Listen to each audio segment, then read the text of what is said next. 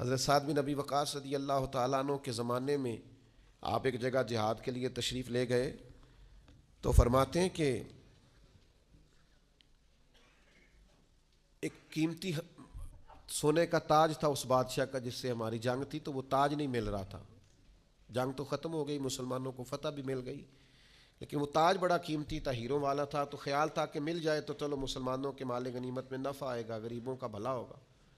تو رات کے وقت ایک نوجوان مجاہد چادر اوڑے بکل مارے وہ میرے خیمے میں آیا اور اس نے وہ اپنی چادر کی اوٹ سے وہ تاج نکال کے دیا. کہا آج مجھے سر شام ملا تھا تو میں دینے آیا ہوں.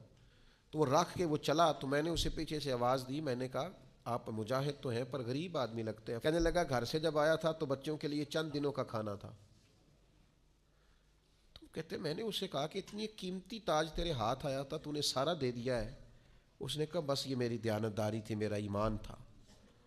بچوں کی بھوک اپنی جگہ پر اللہ کی رضا. تو کہتے میں نے کہا یار یہ چہرے سے نقاب ہی ہٹا، اپنا نام ہی بتا، قبیلہ بھی بتا، باپ کا نام بھی بتا. تو کہتے ہیں مجھ سے کہنے لگا یہ نیکی آپ کے لیے نہیں کی،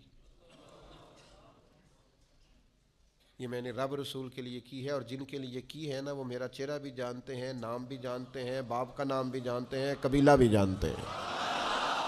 آپ کے لیے نہیں کی، جن کے لیے کی ہے وہ انہ علیم بذات الصدور، وہ تو دلوں میں چھپے راز جانتا ہے. تو میرے بھائیوں یاد رکھیے گا کہ اچھی نیت اور ریاکاری سے پاک ارادے. حضور علیہ السلام فرماتے ہیں جس نے اچھی طرح وضو کیا، مسجد گیا جماعت سے نماز پڑھنے، لیکن جب وہاں پہنچا تو جماعت ہو گئی تھی. اس نے کہا ہو جماعت ہو گئی، یہ گھر سے وضو کر کے جماعت کے لیے آئے، پہنچا تو جماعت ہو گئی تھی. حضور فرماتے ہیں رب اسے جماعت کے ساتھ نماز پڑھنے کا ثواب عطا کرے. کیوں؟ اس لیے کہ اس کی نیت خالص ہے.